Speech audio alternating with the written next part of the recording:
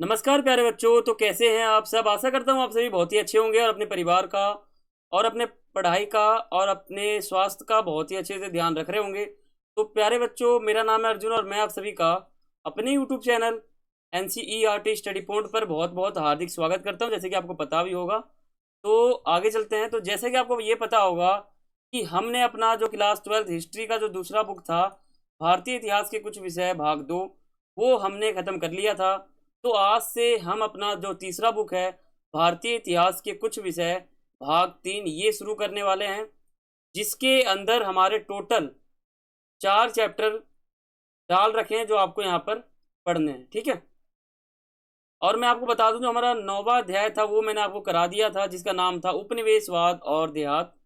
ये मैंने आपको बिल्कुल विस्तार से बताया था कि स्तंभरारी बंदोबस्त क्या है, रैयतवाड़ी बंदोबस्त क्या है। ठीक है। सभी प्रकार के बंदोबस्त और जो इनका एक तरह से इनका जो हालात था वो भी मैंने आपको बता दिया था मुगल काल के अंदर। तो आज से हम अपना 10वां अध्याय शुरू कर रहे हैं, जैसा कि आपको पता है। और इसी अध्याय का जो हमारा पार्ट 1 है, वो आज का ये वीडियो हमारा है। विद्रोही राज हमारा इस चैप्टर का नाम है। तो सबसे पहले मैं आपको इस चैप्टर के बारे में पूरा बताऊंगा, फिर मैं आपको ये चैप्टर बिल्कुल समझाऊंगा। और मैं आपको ये बताना चाहूंगा कि जो ये विद्रोही राज वाला चैप्टर है, इसके आगे जो हमारे 2 चैप्टर हो जाते हैं, महात्मा गांधी और राष्ट्रीय आंदोलन और संविधान का निर्माण। ये दोनों जो हमारे चैप्टर हैं वो कहीं ना कहीं पॉलिटिकल साइंस के हैं। तो आप क्लास 12th का जो पॉलिटिकल साइंस है उसका जो दूसरा बुक है, उनके 2 चैप्टर को इस चैप्टर के साथ मैच करके पढ़ोगे तो आपको समझ में आ जाएगा। जैसे पहले आप इस अध्याय का जो 11वां है वो पढ़ लेना, फिर आप पढ़ोगे सीधा आप पढ़ लोगे सीधा राष्ट्र निर्माण की चुनौतियां, फिर ये हमारा आ जाएगा अगला चैप्टर। फिर आप पढ़ लोगे संविधान का निर्माण, फिर आप पढ़ लोगे एक दल के प्रभुत्व का दौर। ये चारों चैप्टर एक दूसरे से कनेक्टेड है, क्योंकि आज़ादी से पहले इनकी भूमिका थी, फिर देश आज़ाद हो गया तो उसके सामने चुनौतियां आ गई, फिर संविधान का निर्माण हो गया और फिर जाके कांग्रेस का प्रभुत्व भारत के अंदर आ गया। यानी हिस्ट्री के 2 चैप्टर और पॉलिटिकल के 2 चैप्टर, ये चारों चैप्टर आपस में मिले हुए हैं। और इन चारों के आपस में बातें जो है वो भी इन चैप्टर के अंतर्गत होता है। ठीक है। तो पहले आप इसको पढ़ना, फिर जाके आप इसको पढ़ना, फिर इसको और फिर इसको। ठीक है। चारों चैप्टर एक साथ पढ़ लोगे तो समझ में आ जाएगा। तो फिलहाल आज के इस वीडियो में हम विद्रोही और राज चैप्टर शुरू करने वाले हैं। इसका पार्ट 1 है, तो शुरू करते हैं। Part 1 class 12th history new course, जैसा कि आपको पता होगा चल रहा था। आधुनिक इतिहास, यानी जो हमारे बुक है, इस बुक का नाम क्या है? आधुनिक इतिहास, यानी मॉडर्न हिस्ट्री। ठीक है। आधुनिक इतिहास, ये हमारे इस बुक का नाम है। और ये जो चैप्टर, ये आप ये देख रहे हो पूरा का पूरा फोटो इस चैप्टर का, ये कहीं ना कहीं इसी चैप्टर के अंतर्गत का है, यानी इसी के अंदर का है, इसी से जुड़ा हुआ है। ठीक है। तो हम समझते हैं इस चैप्टर का अर्थ कि ये चैप्टर क्या कहता है, इस चैप्टर में क्या पढ़ना है वो।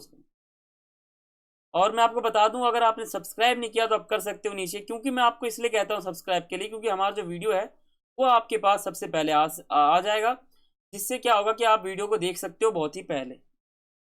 टेलीग्राम ग्रुप ज्वाइन नहीं किया तो आप कर सकते हो, नाम आपके सामने लिखा हुआ है A.K NCERT स्टडी पॉइंट। ठीक है।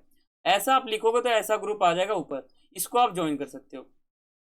अब बात करते हैं। देखो, अगर आपने मुझे इंस्टाग्राम पे फॉलो नहीं किया तो कर सकते हो, यूजर आईडी आप सभी के सामने यहाँ पर लिखा हुआ है, और आप फॉलो करना बिल्कुल ना भूलें। और कोई भी आपकी क्वेरी हो, कुछ भी आपका सवाल हो, वहाँ पर आकर पर्सनली पूछ सकते हो। बात करते हैं हम इसके सिलेबस का। देखो सिलेबस क्या है विद्रोही राज का। तो सिलेबस में आपको क्या पढ़ना है कि विद्रोही और राज, जो 1857 का जो क्रांति था उसका जो चित्रण था, उसका जितना भी सामान्य पर्यावलोकन हुआ है, जितना भी उसका जांच पड़ताल हुआ है अभी तक, जो भी जानकारी हमें इतिहास में मिल जाती है, वो आपको यहाँ पर पढ़ना है। ठीक है। 1857 से लेकर 58 की इन जितनी भी इन समय जो भी घटनाएं हुई थी, मान लो जो हमारा विद्रोह चालू हुआ था मेरठ छावनी से, वहां से जब वो लोग दिल्ली पहुंच गए थे, ठीक है, बहुत दूर तक आंदोलन या फिर क्रांति चला था। तो 1857 से लेकर 58 तक जितना भी माहौल रहा, जो भी घटनाएं थी, उन वो घटना किस प्रकार से इतिहास के अंदर दर्ज किया गया है, नोट किया गया है, उसी दर्ज को हमको समझना है। केंद्र बिंदु हमारा कौन सा है? खनऊ। इनका उद्धरण कैसा है? 1857 के चित्रण, उद्धरण, समकालीन विवरणी से हमें क्या पता चलता है, विचार विमर्श इसके ऊपर हुआ था। और इनके चित्र हमें क्या बताते हैं, और क्या उन विद्रोह के प्रति अंग्रेज जो है उनके कुछ विचार भी थे, उनसे वो लोग किस प्रकार प्रभावित होते थे, या फिर आप ऐसे कह सकते हो किस प्रकार वो लोग सम्मोहित होते थे। मान लो एक अंग्रेज है, अगर वो विद्रोहियों को कहेगा कि विद्रोह मत करो, तो क्या होता था माहौल, उसको यहाँ पर आपको समझना है। तो यही कुछ टॉपिक है आपके बोर्ड एग्जाम के अकॉर्डिंग जो आपको इसमें पढ़ना है। अब हम बात करते हैं उपनिवेशवाद और देहात, जो हमारा चैप्टर था इससे पहले 9वां। वो 9वां जो हमारा चैप्टर है वो मैंने आपको कितने वीडियो में कराया है, तो पहला, दूसरा, तीसरा, चौथा, 4 वीडियो में मैंने आपको कराया है। वीडियो आप कहाँ पे देखोगे, देखो वीडियो आप देखोगे हमारे चैनल पे जाओगे, वहां पर एक प्ले लिस्ट का ऑप्शन होगा, उसमें class 12 history new course play list होगा एक, उसमें आप जाओगे तो वहां पर आपको ये वीडियो देखने को मिल जाएगा, वहां पे आप देख सकते हो। अब हम बात करते हैं, देखो अभी मैंने आपको क्या बताया, अभी मैंने आपको बताया कि आपका जो बोर्ड एग्जाम है उसने आपके लिए क्या सिलेबस निकाला है, लेकिन उन सिलेबस को अगर आप वैसे समझोगे तो आपको समझ में नहीं आएगा। इसलिए मैं आपको वो सभी सिलेबस, आप ध्यान दो, वो जो सभी सिलेबस है उनको मैं अपने भाषा में आपको बताऊंगा, ठीक है, स्वयं वर्णन करूंगा, तभी आपको यहाँ पे समझ में आएगा। तो मैं अपने हिसाब से आपको बताता हूँ कि आपको टोटल कौन कौन से टॉपिक इस चैप्टर से पढ़ने हैं। तो पहले आपको पढ़ना है कि विद्रोह का अर्थ क्या होता है। जो विद्रोह शब्द है इसका अर्थ क्या होता है, विद्रोह किसे कहते हैं, 1857 का विद्रोह कैसे शुरू हुआ था, 1857 का विद्रोह शुरू होने के बाद विद्रोहियों ने क्या क्या किया था, 1857 के विद्रोह के प्रमुख कारण क्या थे, क्या कारण थे कि विद्रोह हो गया, संचार के माध्यम क्या थे उस समय। अगर मान लो एक विद्रोही को दूसरे विद्रोही के पास कोई संदेश पहुंचाना है कि मुझ यहाँ पे तुम आक्रमण कर दो, तो क्या संचार का माध्यम था वो समझना है।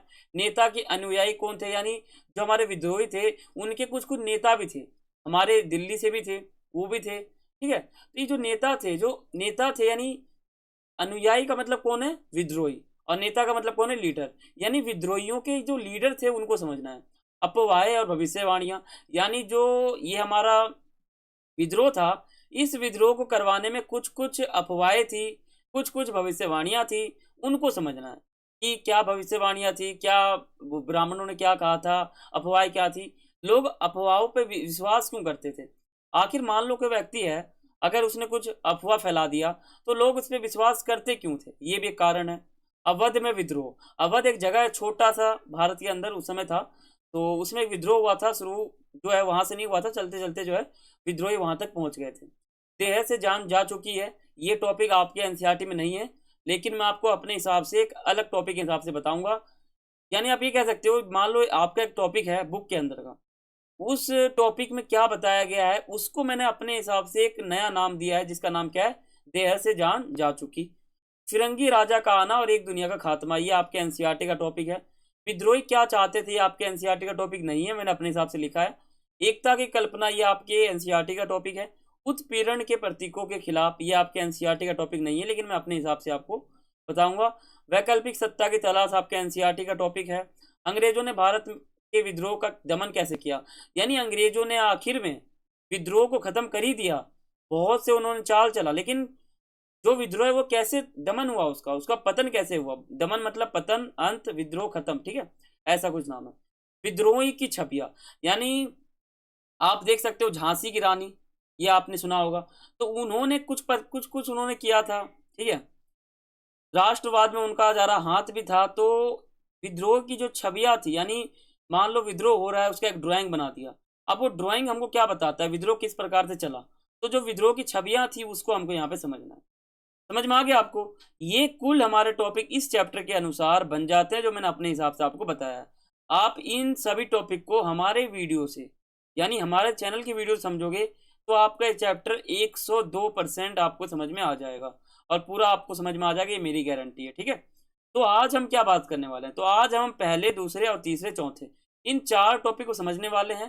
पार्ट 1 है, बेसिक बताऊंगा, ज़्यादा एडवांस आपको नहीं बताऊंगा क्योंकि आपको समझ में नहीं आएगा, बेसिक बताऊंगा तो आपको समझ में आ जाएगा, ठीक है। छोटा सा वीडियो है। पहले हम बात करते हैं चैप्टर का अर्थ। जो चैप्टर है उसका नाम क्या है, आप ध्यान से पढ़ो, विद्रोही और राज। राज किसका था, तो आप ये कह सकते हो राज, राज था हमारा अंग्रेजों का। विद्रोही क्या होता है, लड़ाई झगड़ा, ये आप फोटो देख सकते हो विद्रोही का, वो जो विद्रोह के समय का ये। तो अगर विद्रोह हुआ है तो विद्रोही और राज का मतलब है कि अंग्रेजों का जब शासन था, या फिर विद्रोहियों ने विद्रोह किया और उन्होंने राज किया, है ना, उन्होंने अपना जो बात है उनका वो उन्होंने मनवाया अंग्रेजों से, तो यही है विद्रोह करके राज करना। यानी विद्रोही जो है उन्होंने विद्रोह किया और अंग्रेजों को गुलाम बना लिया और वहां पर राज करना चाह रहे थे वो। मान लो आपको 1 लाख रुपए चाहिए, ठीक है, उदाहरण दे रहा हूँ, 1 लाख रुपए चाहिए और आपने किसी लड़के से मांगा, ए नाम का लड़का है, उससे अगर 1 लाख रुपए मांगा, उसने नहीं दिया, तो आप क्या करोगे? एक विद्रोह करोगे। अब अगर आपने विद्रोह कर लिया और विद्रोह करने के बाद उस लड़के ने आपके 1 लाख रुपए दे दिया, इसका मतलब आप कह सकते हो आप एक विद्रोही हो जिसने विद्रोह किया और राज किया। चैप्टर का नाम क्या है? विद्रोही और राज, यानी आक्रमण करना और राज करना। आपने क्या किया? विद्रोह किया और उस लड़के से 1 लाख रुपए ले लिया। इसका मतलब क्या है? आप एक विद्रोही राज हो। समझ गए? यानी चैप्टर का अर्थ बता रहा हूँ आपको, आपको समझ में आना चाहिए, समझ में आ गया होगा आपको। देखो अब हम बात करते हैं यहाँ 1857 के आंदोलन और उसके व्याख्यान। यानी 1800, यहाँ पे आप ये समझ लो विद्रोह कब हुआ था। विद्रोह हमारा हुआ था 1857 में। 1857 इस चैप्टर का नाम भी रखा जा सकता था लेकिन नहीं रखा गया, इसका नाम रखा गया विद्रोही और राज। तो इस चैप्टर में आप पूरा का पूरा ये समझोगे, आप एक गांठ बांध लो, आप 1857 के जो क्रांति थे, जो विद्रोह था, उसका पूरा व्याख्यान, पूरा व्याख्या जो विवरण है वो आप इस चैप्टर में समझोगे और कुछ भी नहीं है। जो 1857 से 58 तक का जो समय था उसमें कैसे हमारे भारत में माहौल था, वही आप इस चैप्टर में पढ़ोगे। इसके अलावा कुछ भी आपके इस चैप्टर के अंदर इंक्लूड नहीं है या फिर इसके अंदर उतारा नहीं गया, ठीक है। अब हम बात करते हैं, देखो इस अध्याय के कुछ महत्वपूर्ण बातें ये आप समझ लो। ये जो आप ये बैकग्राउंड देख रहे हो, ये विद्रोह के समय का है, ठीक है, विद्रोह के समय का है। तो हम इस अध्याय के कुछ महत्वपूर्ण तथ्य या बातें समझ लेते हैं, पॉइंट। देखो इस अध्याय में, यानी जो हमारा ये अध्याय है, ध्यान से समझो, विद्रोही और राज, इस अध्याय में हम 1857 के आंदोलन के बारे में समझेंगे। समझ में आ रहा है आपको? 1857 के आंदोलन के बारे में समझेंगे, बिल्कुल सिंपल है। और 1857 के क्रांति को भारत का प्रथम स्वतंत्रता संग्राम कहा जाता है। क्यों कहा जाता है? क्योंकि जो आम जनताएं थी उन्होंने पहली बार अंग्रेजों के खिलाफ बगावत किया। अब जब बगावत किया, आपको इतना पता होगा कि हमारा देश कब आजाद हुआ? 1947। ये बात चल रही है 1857, लगभग 100 साल, लगभग आप मान सकते हो 100 साल या फिर 90 साल हो जाता है, 90 साल पहले की बात है। तो 90 साल पहले की बात है, तो इसमें क्या हुआ था? इसमें जो हमारे लोग थे, ये विद्रोही जो कर रहे थे ना, वो आम जनता कर रही थी, ठीक है। आम जनता को एक बताया गया था, एक कारतूस वाली घटना थी, वो भी मैं आपको बताऊंगा। तो आम जनता को यहाँ पर बहुत परेशान किया गया, उन्होंने अंग्रेजों के खिलाफ एक बगावत शुरू कर दिया, फिर एक विद्रोह शुरू कर दिया। इसलिए हम इसे भारत का प्रथम स्वतंत्रता संग्राम कहते हैं। आपके जीके में भी क्वेश्चन आते रहता है कि भारत का प्रथम स्वतंत्रता संग्राम कब छेड़ा गया, तो आप कह सकते हो 1857। जीके के क्वेश्चन आ जाते हैं सभी। बात करते हैं, क्योंकि इस क्रांति में आम जनता ने पहली बार अंग्रेजों का विरोध किया था, उसके खिलाफ खड़े हो गए थे, इसलिए इसे हम भारत का जो प्रथम स्वतंत्रता संग्राम है वो कहते हैं। ये चैप्टर का जो पूरा, ये चैप्टर पूरा 1857 में हुए जो क्रांति है उसको बताएगा और अध्याय इसी बातों पर घूमेगा। इसी बातों के ऊपर ये पूरा अध्याय घूमने वाला है। मैंने आपको ये परिचय बताया है और आपको मैं पहले बता दूं, ये हमारा पार्ट 1 है। क्या है? पार्ट 1 है। तो मैं इसमें आपको बेसिक से बताता हूँ। बेसिक यानी क्या होता है? सामान्य जानकारी, यानी ऐसी जानकारी जो बहुत ही नॉर्मल हो, बहुत ही सामान्य हो, बहुत ही नाजुक सा हो, उसे कहते हैं हम बेसिक पॉइंट, बेसिक बातें या फिर सामान्य जानकारी, ठीक है। अब हम बात करते हैं 1857। ध्यान से सुनना, 1857 ईस्वी के समय भारत का मैप कैसा था? अभी भारत का मैप कैसा है? तो अभी अगर मैं बनाना चाहूं तो मेरे सही से बनेगा नहीं, लेकिन ऐसा कुछ करके इधर जाकर, ठीक है, ऐसे कुछ कर कर, ऐसे कुछ करके ऐसा मैप है, ठीक है। ये मैप है कुछ भारत का अभी, लेकिन पहले क्या था? ये पाकिस्तान जुड़ा हुआ था इसमें, ठीक है। अफगानिस्तान वहां दिखेगा, ठीक है, यहाँ पे ऊपर दिखेगा, फिर ये नेपाल यहाँ दिखेगा। यानी पहले भारत का मैप कैसा था, वहां पे विद्रोह किस प्रकार चला, उसको समझते हैं। और मैं आपको पहले बता दूं, जिस तरह से मैं आपको बता रहा हूँ चैप्टर, ऐसे आपके बुक में तो कहीं नहीं मिलेगा। अगर आप बुक पढ़ोगे तो वहां सीधा शुरू हो जाता है विद्रोह के बारे में, और दोपहर का मेरठ छावनी वो शुरू हो जाता है सीधा।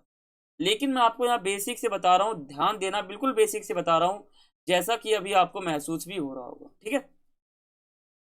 बात करते हैं मैप की। देखो मैप ये है, उत्तर साइड ये है, दक्षिण ये है, ठीक है। ये है मैप। विद्रोह कहाँ से होता है? विद्रोह हमारा यहाँ से शुरू हो जाता है, यहाँ से हमारा चलते रहता है, पूरा यहाँ तक जाता है, ये पूरा जाता है, यहाँ तक हमारा जाता है। आगे मैं आपको बताऊंगा। देखो, जो मुख्य केंद्र था ना यहाँ पर, दिल्ली हमारा मुख्य केंद्र आ गया, आगरा, लखनऊ, आजमगढ़ आ जाएगा हमारा, बनारस, इस साइड से आप जाओगे तो यहाँ पे दमदम आ जाएगा, कलकत्ता आ जाएगा, यहाँ पे हमारा आ जाएगा जबलपुर आ जाएगा। फिर ये जो हमारे इलाके दिख रहे हैं ना आपको, यहाँ पर विद्रोह चला था। अब विद्रोह का खात्मा भी हो गया था, वो मैं आपको पार्ट 4 यानी लास्ट वीडियो में बताऊंगा, ठीक है, खात्मा क्यों हुआ था। तो ये आप समझो, सिंपल सा आप ये समझो कि विद्रोह हमारा कहाँ से कहाँ शुरू हुआ था, कहाँ चला था, ठीक है। यानी इतने जगह में हमारा विद्रोह चल रहा था, पूरा यहाँ पे आप समझ लो सांप सीढ़ी का खेल है, यहाँ यहाँ विद्रोह चल रहा है, सिंपल सा है, यहाँ पे विद्रोह चल रहा है, समझ में आ रहा है आपको। अब हम बात करते हैं आगे। देखो, चैप्टर यहाँ से शुरू हो जाता है। इससे पहले जो भी मैंने आपको बताया वो परिचय था, और परिचय बताना भी जरूरी था, ठीक है। तो अब हम टॉपिक को समझेंगे बारी बारी, ठीक है। आप यहाँ पे एक चीज यहाँ ध्यान रखो, जो मैंने आपको टॉपिक बताया था ऊपर, वो जो टॉपिक है वो टोटल हमारे थे लंबे, तो ऊपर के जो 4 टॉपिक है वो मैं आपको बताऊंगा, 1 2 3 4, ठीक है। पहले हम बात करते हैं विद्रोह का अर्थ। विद्रोह का क्या अर्थ होता है? विद्रोह तो आपने सुना ही होगा, अभी भी आप सुन रहे हो विद्रोह विद्रोह, तो आखिर विद्रोह का क्या अर्थ होता है, तो इसको समझते हैं।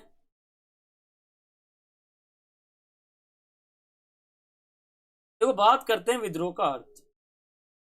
जब कोई व्यक्ति, ठीक है, जब कोई व्यक्ति किसी बात को मानने से इनकार कर देता है, या फिर अपने बातों को दूसरे व्यक्ति से मनवाने के लिए आंदोलन करता है या हिंसा का प्रयोग करता है, उसे विद्रोह कहते हैं।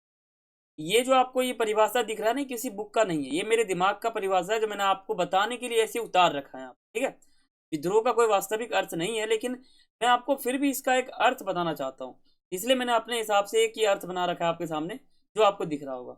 आपके बुक में ये अर्थ बिल्कुल भी नहीं मिलेगा, ठीक है, ये अर्थ आपको कहीं नहीं मिलेगा। ये मैंने आपको सिर्फ बताने के लिए अपने हिसाब से जो शब्द अच्छे हैं, जो विद्रोह के परिभाषा को बताता है, वो शब्द मैंने यहाँ उतार रखे हैं, ध्यान से समझो। देखो, जब, यहाँ क्या कह रहा हूं मैं, जब कोई व्यक्ति, मान लो कोई भी व्यक्ति है, वो किसी बात को नहीं मानता है, इनकार कर देता है मानने से, और फिर अपने बातों को, यानी व्यक्ति दूसरे के बातों को तो नहीं मानेगा, लेकिन अपने बातों को मनवाने के लिए आंदोलन करता है, हिंसा का प्रयोग करता है, उसे विद्रोह कहते हैं, ठीक है। ये मैंने आपको सिर्फ बताने के लिए छोटा सा परिभाषा लिखा है। अब हम यहाँ दृश्य को समझते हैं। देखो, ये जो आपको फोटो दिख रहा है ना पीछे, ये फोटो क्या है? इसमें जाहिर सी बात है, एक व्यक्ति है जो उसकी बात नहीं मान रहा है, अंग्रेजों की बात बिल्कुल नहीं मान रहा है, और अपनी बातें को मनवाने के लिए हिंसा का प्रयोग कर रहा है, ठीक है, और क्रांति कर रहा है, इसी को विद्रोह कहते हैं। समझ में आ गया? यानी पूरा जो जनता है हमारा, वो अपनी बातें को मनवाने के लिए आंदोलन, क्रांति, विद्रोह करती है। जो हमारा जो मैप बताया था आपको मैंने, वो मैप में पूरा विद्रोह चलता है। समझ में आ गया? ये विद्रोह है। कई बच्चे सोचते हैं कि विद्रोही और राज, ये चैप्टर ऐसा क्यों है, इसमें हम क्या पढ़ेंगे? तो यही पढ़ेंगे, इसमें कुछ है नहीं इसमें। देखो, हम दूसरे टॉपिक को समझते हैं। दूसरा टॉपिक हमारा है 1857 का विद्रोह कैसे शुरू हुआ। देखो, मैं आपको ये बताना चाहूंगा, जो आपका बुक है एनसीईआरटी का, तो इसमें जो हमारा ये बुक है, यहाँ से टॉपिक शुरू होता है। यानी वहाँ आप शुरू का पन्ना देखोगे तो वहाँ पे सीधा बताया गया है कि विद्रोह कहाँ से शुरू हुआ, ठीक है, विद्रोह कहाँ से शुरू हुआ ये सीधा बताया गया है वहाँ पर। लेकिन वहाँ पे इतना विस्तार से बताया नहीं गया है, वहाँ पे थोड़ा बहुत बताया गया है जो आपको समझ में आ सकेगा। अब हम यहाँ बात करते हैं। देखो, 10 मई 1857 की दोपहर को, 10 मई 1857 की दोपहर को मेरठ छावनी नामक एक जगह है, वहां से क्या हुआ, सिपाहियों ने विद्रोह शुरू कर दिया। विद्रोह की शुरुआत कहाँ से हुई, तो आप कहोगे जो हमारा मेरठ छावनी जगह है ना, वहां से सिपाहियों ने सबसे पहले विद्रोह कर दिया। अब ये विद्रोह क्या था, तो देखो, हलचल की शुरुआत कहाँ से हुई, भारतीय सैनिकों से बनी जो पैदल सेना थी ना, उनसे हुई, ठीक है। यानी जो हमारे पैदल से, यानी सबसे जो पहले जो पैदल सेना ने ही विद्रोह का प्रोग्राम बनाया था, उन्होंने एक तरह से विद्रोह किया था, ठीक है। तो हलचल की शुरुआत जो है ना, जो भारतीय सैनिक थे, पैदल सेना जो थे, उन्होंने शुरू कर दिया। हलचल की शुरुआत वहां से हुई, और फिर यह विद्रोह शहर तक फैल गया, और फिर इस विद्रोह में जो घुड़सवार फौज थे वो भी शामिल हो गए।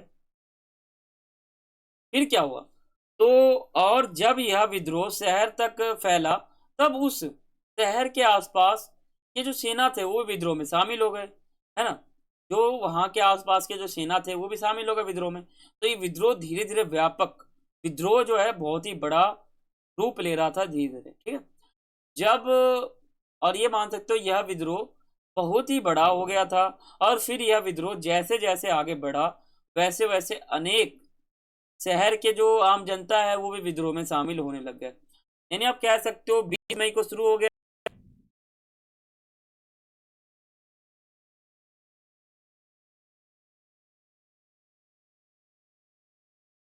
फिर आम जनता शामिल हो गए। यानी कहीं ना कहीं आम जनता भी विद्रोही के रूप में जाने जाते हैं, ठीक है। अब यहाँ पे एक बात आपको नोट करना है, यहाँ मैंने आपके सामने लिखा है नोट। ये बात को आपको नोट करना है, याद नहीं करना, मतलब एक जानकारी आप रखो। यह विद्रोह भारत के इतिहास का प्रमुख विद्रोह था और बहुत ही बड़ा विशाल विद्रोह था। आप आधुनिक इतिहास को कोई भी बुक पढ़ लो, कोई भी बुक आप आधुनिक इतिहास का पढ़ लो, या फिर मैं आपको कह दूं तो एक पर्सनल बुक आता है जिसका नाम होता है 1857 का क्रांति। उस बुक का नाम है 1857 की क्रांति है। 250 का बुक आता है वो, जो पूरा का पूरा हमारा इस चैप्टर का ही है। 250 रुपये का जो एक बुक आता है उस बुक का नाम है 1857 का व्याख्यान या फिर क्रांति, ऐसा एक बुक है। उस बुक को आप खरीदोगे ना तो उसमें यही बताया गया है पूरा का पूरा, ठीक है। और ये भारत के इतिहास का प्रमुख विद्रोह है, भारत के इतिहास में इसको प्रमुख नाम दिया गया है, ये बहुत ही प्रमुख है। अब हम बात करते हैं 1857 का विद्रोह शुरू होने के बाद विद्रोहियों ने क्या क्या किया। देखो आंदोलन तो शुरू हो गया, विद्रोह तो शुरू हो गया, लेकिन वो विद्रोह शुरू होने के बाद हुआ क्या, क्या हुआ आप ही कहो, क्या हुआ होगा। आप कहोगे गोली बारूद ये सब हुआ होगा, ठीक है, कुछ और हमले हुए होंगे, तो वही चीज यहाँ पर हुआ है, ठीक है। तो इसको समझते हैं कि विद्रोह के बाद जो है क्या क्या हुआ था। देखो फिर इनके जो नेतृत्व थे उनको भी समझेंगे। ये विद्रोही जो है 10 मई 1857 के रात तक अनेक शहरों का वहां पे जो है विद्रोह इन्होंने किया था। बात समझो क्या है कि एक तरह से 10 मई को शुरू हो रहा है, ठीक है। 10 मई 1857 को शुरू हुआ, पूरा हमारा उस क्षेत्र तक चला, बहुत सारे लोग जमा हो गए। और क्या हुआ, रात तक इन्होंने यहाँ पर विद्रोह किया। कहाँ पर, यहाँ पर विद्रोह किया। अब रात को ये लोग तैयार हो गए, कहाँ आने के लिए, दिल्ली आने के लिए। घोड़े पे बैठ गए, रात को सफर किया और सुबह 6:30 बजे के करीब आ गए थे, ठीक है, लाल किला के पास। कहाँ आ गए थे, लाल किला के पास जो दिल्ली में है। तो 1857 को लाल किला ये लोग पहुंच गए थे, है ना। अब क्या हुआ पहुंचने के बाद, फिर ये रात सेना जो है रात को दिल्ली जाने के लिए तैयार हो गए थे, है ना।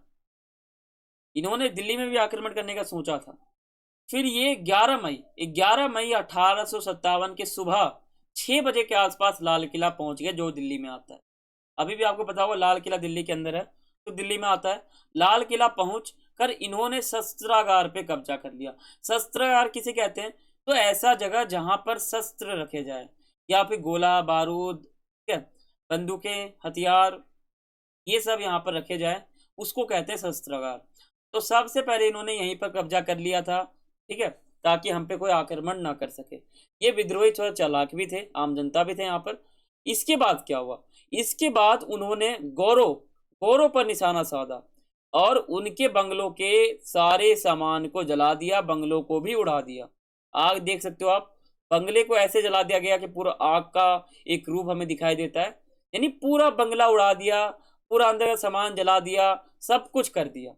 फिर आगे एक बात है वो समझो। फिर ये जो है सरकारी दफ्तर चले गए।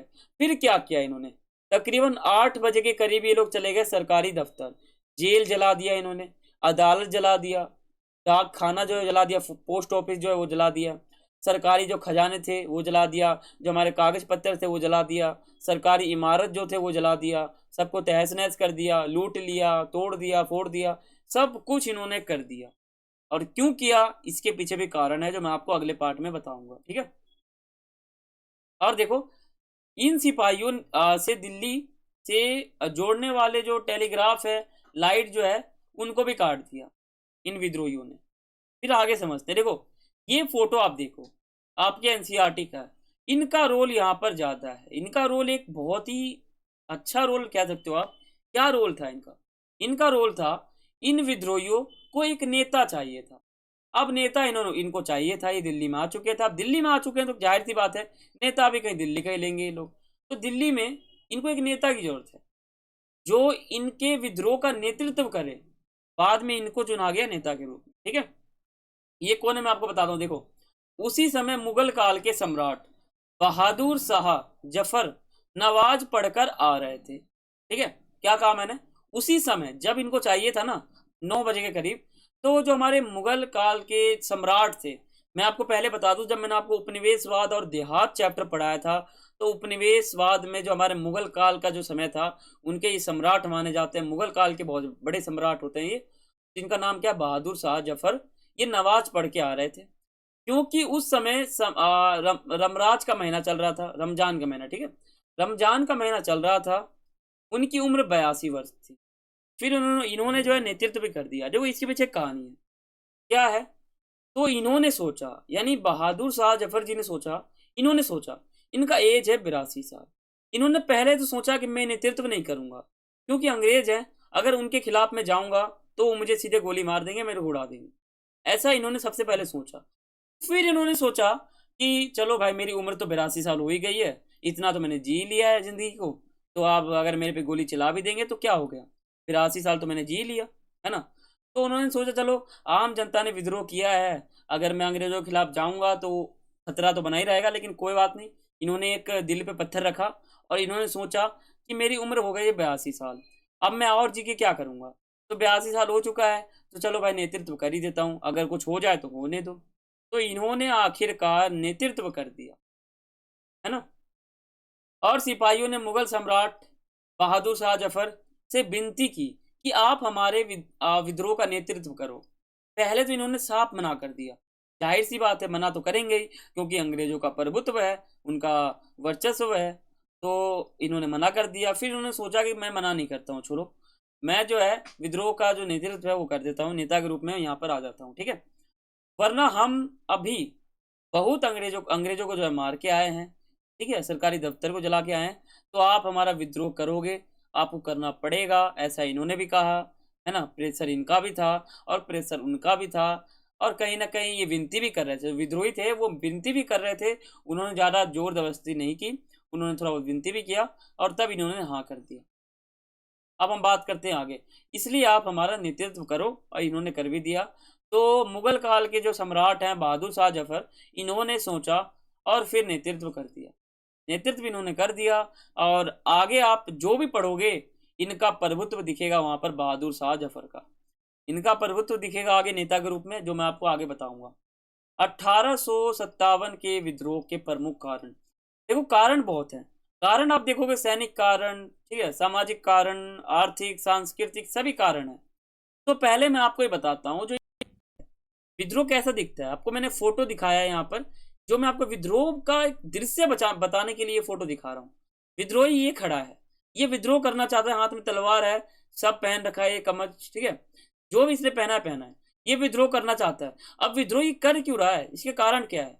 तो वो कारण जो है ना, एक नहीं है कि मैं आपको एक कारण बता दूं आप हो गया, इनको कई भागों में बांटा गया है, उनको समझाऊंगा। देखो, 1857 के विद्रोह की बात करें तो इनके बहुत कारण थे। पहला था राजनीतिक कारण, यानी ऐसे कारण जो पॉलिटिकल से जुड़े हुए थे, पॉलिटिक्स से जुड़े हुए थे, ऐसे कारण। दूसरा हमारा आर्थिक, जो पैसों से जुड़ा हुआ था। तीसरा था हमारा धार्मिक, इसे हम सामाजिक भी कह रहे थे। धार्मिक यानी समाज के अंदर जो धर्म चलते हैं उसको धार्मिक कहते हैं, और सामाजिक भी कह सकते हैं, कोई धर्म तो समाज के अंदर ही तो चलता है, तो सामाजिक या धार्मिक कह सकते हो आप। तो तीन कारण यहाँ हो गए। अब क्या है, सैनिक कारण, जिसे हम सैन्य कारण भी कह देते हैं, ठीक है। तत्कालिक कारण, जिसे हम मुख्य कारण कहते हैं। देखो, जो तत्कालीन जो हमारा कारक है, मुख्य जो कारण है हमारा तत्कालिक, ये जो मैं आपको बताऊंगा ना, ये बहुत ही मुख्य कारक है हमारा, कारण बहुत ही मुख्य है ये। इसी के वजह वजह से जो है विद्रोह हुआ था, ठीक है। पैदल सेना ने इनके वजह से ही जो है सबसे पहले जो है विद्रोह किया। आर्थिक, ये देखो, राजनीतिक में आप क्या बताओगे। राजनीतिक में क्या था ना, एक हड़प की नीति चलाई गई थी, डल हौजी की, जो है डल हौजी एक व्यक्ति है जिनका एक हड़प नीति था, हड़प। देखो क्या हुआ, अंग्रेजों ने दत्तकत्ता का जो है उसको अवैध घोषित कर दिया, ठीक है, अंग्रेजों ने। अंग्रेजों ने हड़प नीति को लागू कर दिया। ठीक है, तत्कत्ता जो व्यवस्था था हमारा पूरा, उसको अवैध घोषित कर दिया। ठीक है, इसी को हम कहते हैं हड़प की नीति। ये था हमारा राजनीतिक कारण, जिसके तहत जो है एक विद्रोह की शुरुआत होने लगी थी। जनता गुस्से हो गए थे, इतना परेशान उसको किया गया था। देखो यहाँ राजनीति के रूप में आप क्या समझ चुके हो, एक हड़प की नीति है जो जनता को बिल्कुल पसंद नहीं है, लेकिन फिर भी अंग्रेजों ने चलाया था। तो जनता कहीं ना कहीं अंग्रेजों के खिलाफ हो गई थी, अंग्रेजों को गुस्सा आ गया था। जनता मतलब जनता को अंग्रेजों अंग्रेजों के ऊपर गुस्सा आ गया था। तो कहीं ना कहीं जो हमारे जनता है वो कहीं ना कहीं विद्रोह तो करेंगे ही। तो विद्रोह का माहौल बनता गया। दूसरा हमारा है आर्थिक कारक या कारण। तो आर्थिक कारण में आप क्या बताओगे, ऐसे कौन से कारण है जो आर्थिक हैं? तो आर्थिक में बताओगे, अंग्रेज अत्यधिक जो है कर वसूलते थे। जो अंग्रेज है ना, वो जबरदस्ती आम जनताओं से जो है कर को, टैक्स को वसूलते थे। उनके पास पैसा है या नहीं है, जमीन उनका छीन लेते थे, उनको लूटते थे। तब जब एक व्यक्ति दूसरे को इतना परेशान करेगा तो दूसरे को गुस्सा आएगा। तो इसी प्रकार जो आम जनता है उनको गुस्सा आया और उन्होंने विद्रोह किया, और कई अंग्रेज जो है मारे भी गए इसी विद्रोह में। ठीक है, कई की जान भी चली गई। ये विद्रोह बहुत ही विशाल था। ठीक है, अंग्रेजों ने हस्तकला उद्योग का अंत कर दिया। हस्तकला उद्योग क्या है, मैं आपको ये, वैसे ज्योग्राफी का टॉपिक है, हिस्ट्री में डाल रखा है। देखो, हस्तकला उद्योग इसे कहते हैं जो हाथों से बनाया जाए। ऐसे सामान जिसको आप घर बैठे हाथों से बना सकते हो, उसको हम हस्तकला उद्योग कहते हैं। जैसे मान लो, आप उदाहरण मान सकते हो, एक लिफाफा बनाना है, एक टोकरी बनाना है, अचार बनाना है, या कोई भी छोटा मोटा घरेलू कुटीर उद्योग जैसा जो सामान बनाना है, उसको कहते हैं हस्तकला उद्योग। तो ऐसे उद्योग जो छोटे पैमाने पे थे, जहाँ छोटी मोटी चीजें बनती थी, वैसे उद्योग को अंग्रेजों ने खत्म कर दिया था और कह दिया ये उद्योग कभी नहीं चलेगा। तो अंग्रेज जो है खिलाफ हो गए, विद्रोह का माहौल बनता गया। तो ध्यान से समझना आप, विद्रोह का जो माहौल है वो यहीं से बनता है, यहीं से बनता है विद्रोह का माहौल। जमींदारी प्रथा को समाप्त कर दिया। जमींदारी प्रथा क्या है? जो जमींदारी प्रथा का मतलब है, जो जमींदार है वो किसानों से टैक्स लेंगे और टैक्स को अंग्रेजों को दे देंगे। लेकिन क्या था, जमींदारी जो है ना, जमींदार जो है उन उनको उल्टा पुल्टा कर दिया। यानी उनको कह दिया कि तुम उनसे कर नहीं लोगे, मैं कर लूंगा और ज्यादा लूंगा, है ना। ऐसा कुछ यहाँ पे माहौल हो गया था, जमींदारी समाप्त हो गई थी। जो हमारे जमींदार थे, उनका जो जमीन है उनको बेच दिया गया, लूट लिया गया। तो इसलिए कारण बन गया। अब हम बात करते हैं धार्मिक कारण। धार्मिक कारण क्या है? इसे हम सामाजिक कारण कहते हैं। तो इसमें हो जाएगा हमारा ईसाई धर्म का प्रचार। जो ईसाई धर्म है, ईसाई, आप जानते हो कि ईसाई धर्म एक धर्म है। तो ईसाई धर्म, यहाँ फोटो देखो ईसाई का, ये चित्र मान सकते हो आप। जैसे हमारे में ये होता है ना, हमारे में जो है ये एक चित्र होता है, ये कुछ इस प्रकार सा होता है। ये ऐसे आप मान सकते हो, ये चित्र होता है।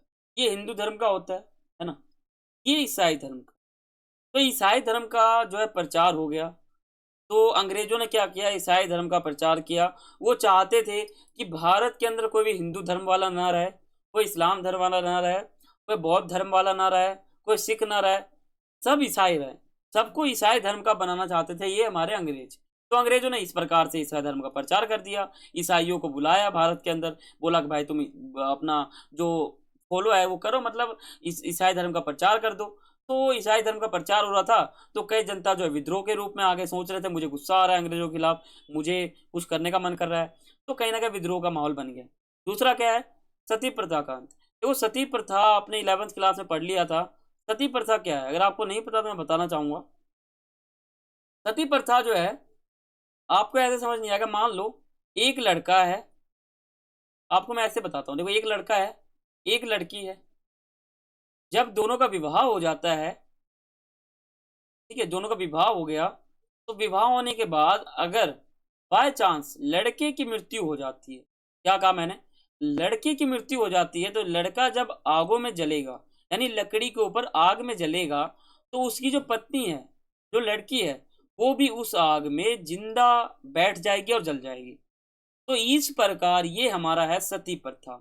यानी पति के मृत्यु के बाद पति के आगों के साथ या फिर पति के साथ ही पत्नी को जिंदा जला दिया जाए, उसको कहते हैं सती प्रथा। तो अंग्रेजों ने क्या किया, सती प्रथा को समाप्त कर दिया। अब कई लोग क्या करते थे कि सती प्रथा को बहुत अच्छा मानते थे उस समय में, 1857 के आसपास का काम है। तो उस समय जो है बहुत अच्छा मानते थे सती प्रथा को, कि भाई पति का मृत्यु होगा तो पत्नी भी जलेगा, ऐसा रूल बन चुका था। अच्छा था रूल, और सब लोग फॉलो भी करते थे, बहुत सही चीज था। लेकिन क्या किया अंग्रेजों ने, इसका अंत कर दिया, समाप्त कर दिया। तो बहुत लोगों को गुस्सा आ गया, और गुस्सा आया तो वो लोग कहीं ना कहीं विद्रोह के रूप में आ जाते हैं। तो मैंने आपको जब बताया ना पहले, मैंने आपको क्या बताया कि जब वो लोग विद्रोह के रूप में हुए और यहाँ पे चल रहे थे विद्रोह के लिए, तो आम जनता उनके ग्रुप में ज्वाइन हो रही थी। अब ज्वाइन वो लोग क्यों हो रही थी, यही कारण था।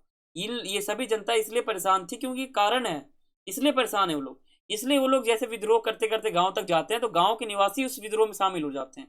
क्यों होते हैं, क्योंकि वो लोग भी परेशान हैं। ठीक है। विधवा महिला को शादी करने की अनुमति दे दी।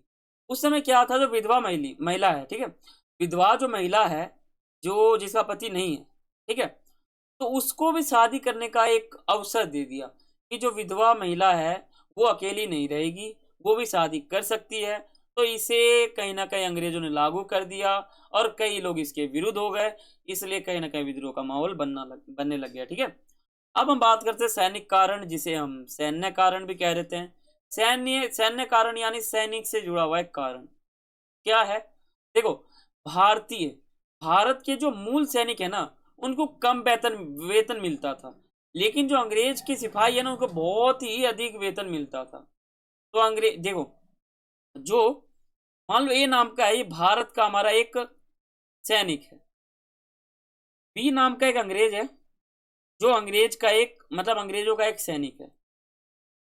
तो भारत के सैनिक को कम वेतन मिल रहा है, लेकिन अंग्रेज के सैनिक को ज्यादा वेतन मिल रहा है।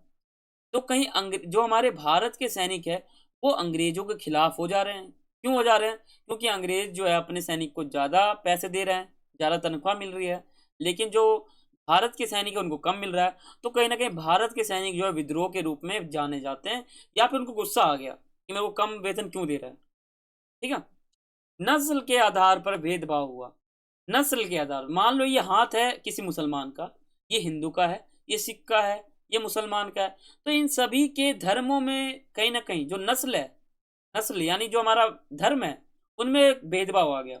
हिंदू धर्म वाला जो है मुस्लिम धर्म के घर में नहीं जा सकता, मुस्लिम वाला जो है ईसाई धर्म में नहीं जा सकता, यानी उसके घर में नहीं जा सकता, उसका खाना नहीं खा सकता, उसके घर का पानी भी नहीं पी सकता।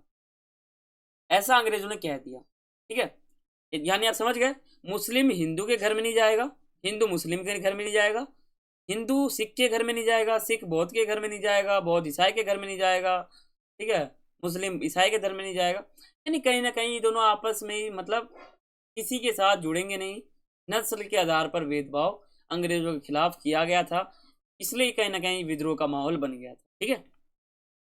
अब हम बात करते हैं तत्कालिक कारण, यानी ऐसे कारण जो तत्कालिक हो, यानी यही हमारा मुख्य कारण है। अगर मैं आपको बताऊं तो यही हमारा मुख्य कारण है।